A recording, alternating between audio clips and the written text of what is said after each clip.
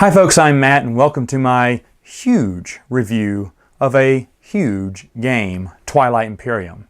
In this video we're going to be talking about strategy card number 6, Warfare. Alright folks, today we're going to talk about Warfare, strategy card number 6. I have the first one in Warfare 2 from the first expansion. Let me go over the first one. The first one says, immediately retrieve one of your command counters from the board and put it back in your command pool. That's really neat. Let's say that I'm trying to get over here. Well, I have one more command counter in my command pool and I place it here and I move all my vehicles here. Well, they can't move anymore because I've already put a command counter for this round. I have to wait till the next round when we pick them back up to move them for the next round. But if I have Warfare, I can pick this up off the board, put it back in my command pool, and you know what? On my next turn, maybe I'll do it again right here, and then my whole group can come over there and attack. Warfare really helps you move your armies around. Let's look at the secondary ability here for everyone else to do.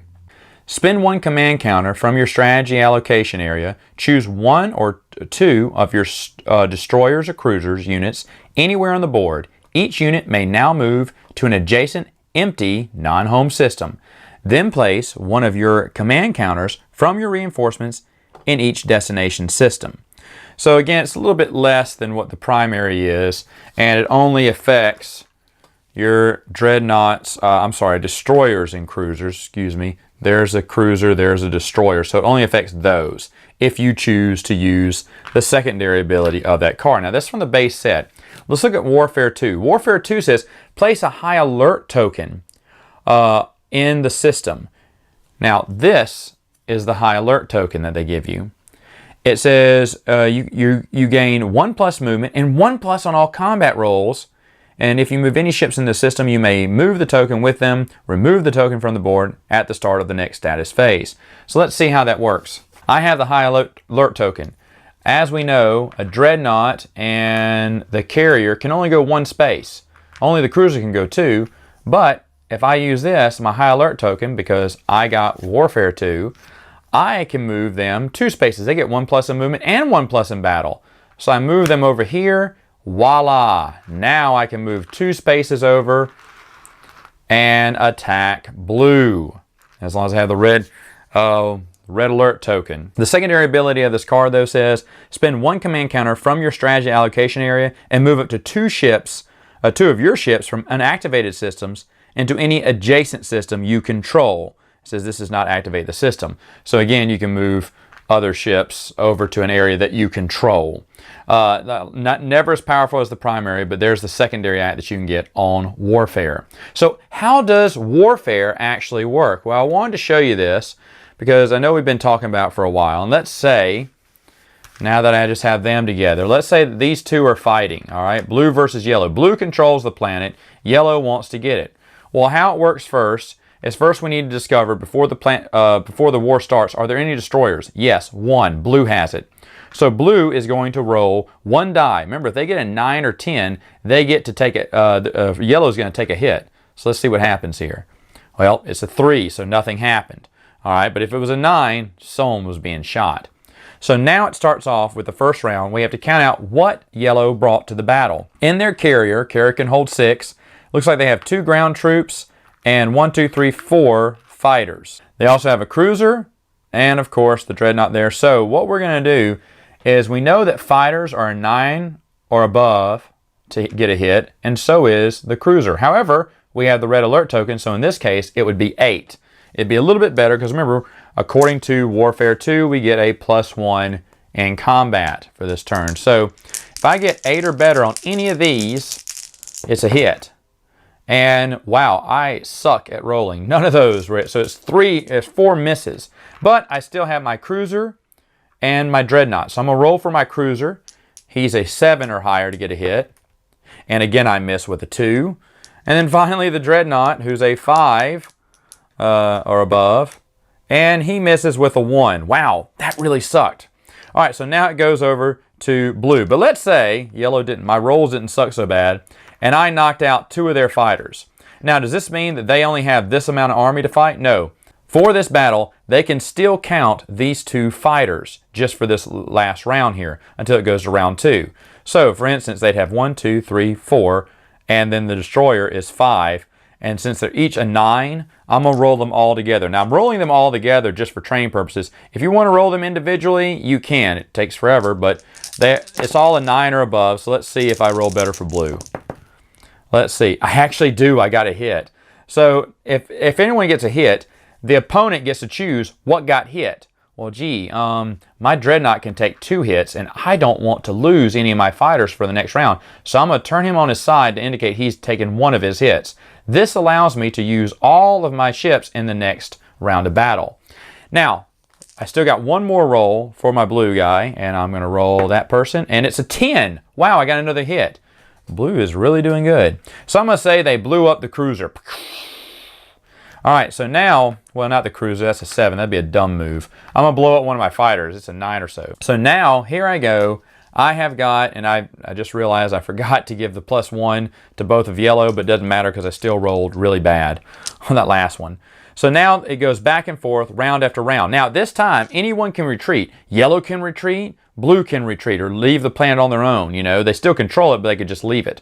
And that'd be a crappy thing to do. And it's not very manly to retreat in battle. We go all the way. So let's say this was a big, big battle, and they destroyed this, and you don't want to keep the carrier in the game because it's carrying some of your ground troop, and you've got to invade after the space battle.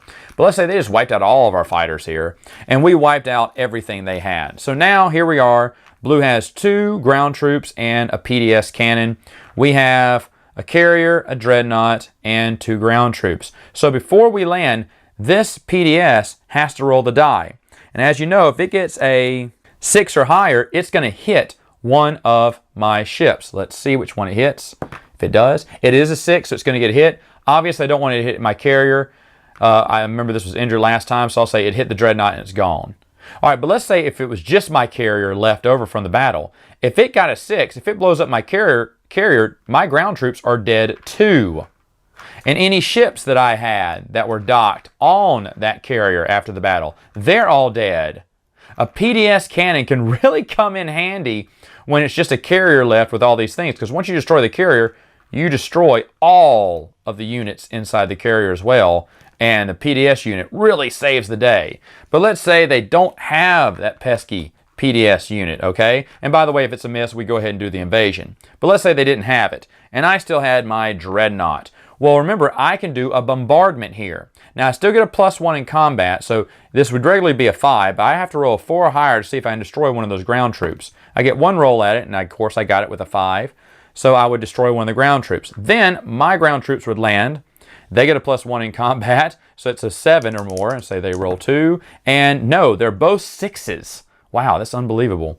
So then blue would roll, and they have to roll an 8 or better because they don't have the advantage of the high alert, and so on and so forth. Let's say that we, in the bombardment, we destroyed, you destroyed the carrier, everything was gone. Can you still bombard? Yes. What if everyone's gone, but we have no one to land?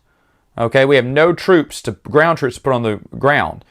The world still belongs to blue because yellow doesn't have ground troops to invade. So even though you may wipe out yellow, maybe they didn't have any ground troops here, they just had a navy here. And if you wipe them out and there was no one on the ground, but you didn't have any ground troops, you cannot take control of the planet until you put boots on the ground. Then you control it.